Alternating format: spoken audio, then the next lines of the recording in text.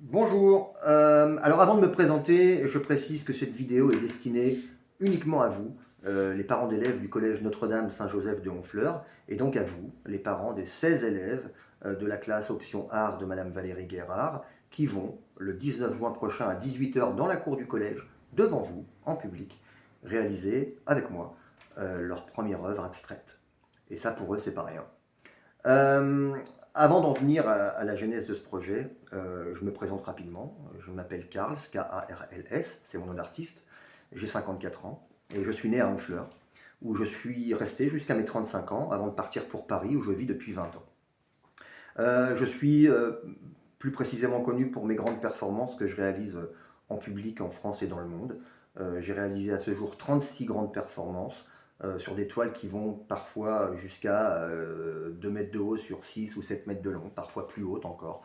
Euh, je l'ai pratiqué beaucoup à Paris évidemment, mais aussi à New York, à Bruges, à Byblos au Liban, à Beyrouth également, toujours au Liban, à Abu Dhabi, à Chypre il y a 2 ans, mais aussi dans des communes beaucoup plus confidentielles en France, à Troyes, à côté de Cognac. Je l'ai fait à Honfleur en 2022 sur une toile de 6 mètres qui est aujourd'hui à Saint-Tropez.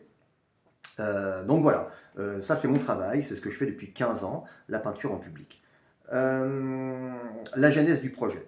Valérie Guérard m'a contacté un jour en me disant voilà, j'aimerais bien que vous veniez présenter votre travail aux élèves. Bon, j'ai évidemment tout de suite adhéré à cette idée, mais j'ai rebondi sur le fait de les faire pratiquer parce que parler de moi c'est bien, présenter mon travail, ok, super, mais on s'en fout un petit peu. L'idée c'est de transmettre quelque chose, transmettre pardon, non seulement un message, mais une idée de ce qu'on peut créer. Euh, et de créer autre chose que le cartésianisme ambiant dans lequel on est toujours engoncé aujourd'hui. Euh, Avant de vous expliquer le déroulé, je fais un petit rappel sur ce qu'est l'art abstrait. L'art abstrait est né en 1910 sous l'impulsion de Vassili Kandinsky, mais aussi de deux autres grands théoriciens de l'art que sont Kazimir Malevich et Piet Mondrian. L'art abstrait, c'est quoi? Je vais résumer. L'art abstrait, initialement, en 1910, c'était la dissolution des formes rappelant un réel existant pour créer un équilibre structurel sur ce que Kandinsky appelait le plan, c'est-à-dire la toile, mais aussi chromatique. C'est-à-dire mettre en avant la couleur, les formes et les signes plus que leur représentation. Euh, voilà, on est sur ça. Et c'est ce que je fais depuis 15 ans maintenant en public. Vos enfants, je les ai rencontrés une première fois en salle de classe. Je leur ai présenté un petit peu de la façon dont je vous le présente aujourd'hui, ce qu'est l'art abstrait.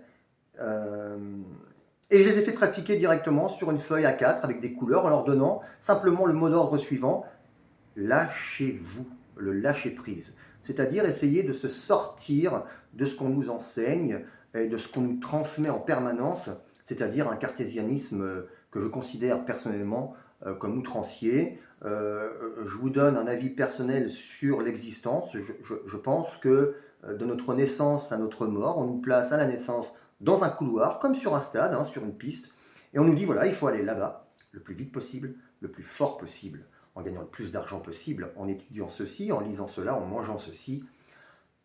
Stop.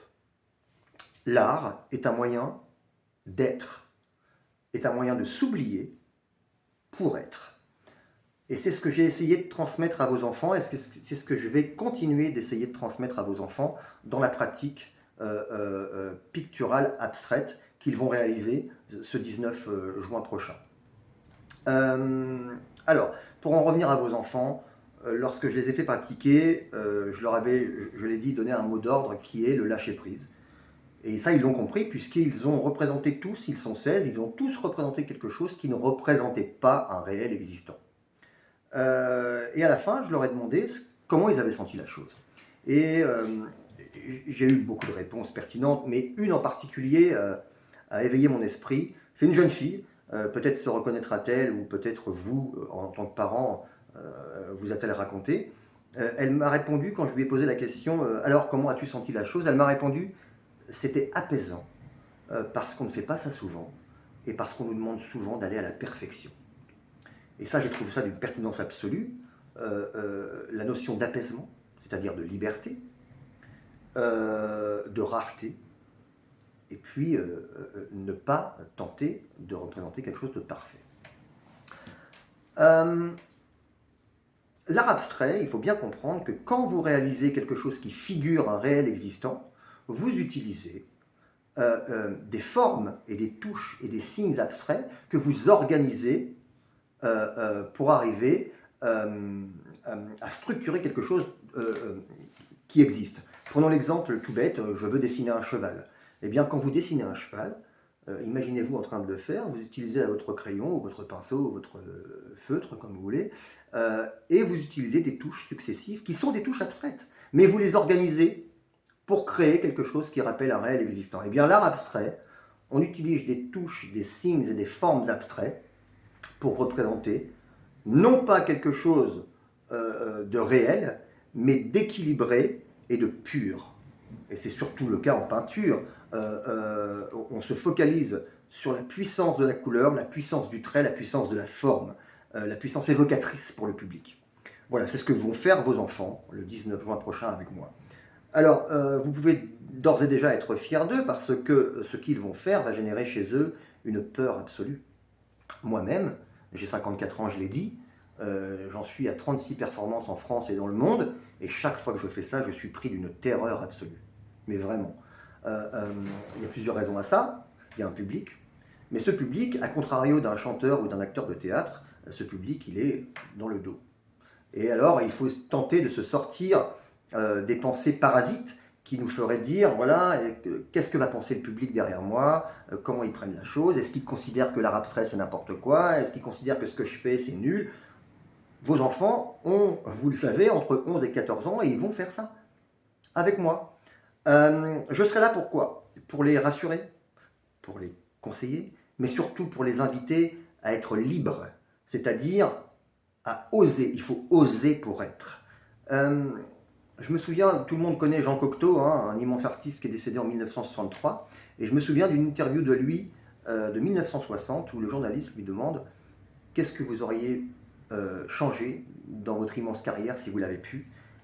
Et il a répondu « Ce foutu contrôle, j'aimerais le tuer. » Eh bien, vous qui me regardez en tant que parent, peut-être prenez-vous conscience que dans votre vie, vous êtes sans cesse sous contrôle, sous votre contrôle, sous le contrôle de quelqu'un d'autre, de votre patron, de votre compagnon, votre compagne, etc. Ou que vous contrôlez pour faire plaisir à toutes ces personnes-là. Eh bien, la pratique artistique, c'est sortir du contrôle. Sortir du contrôle, c'est-à-dire, non pas sortir du contrôle pour créer n'importe quoi, mais sortir du contrôle qui nous ferait ne pas oser créer de façon spontanée sur la toile. C'est ce que vont faire vos enfants le 19 juin avec moi.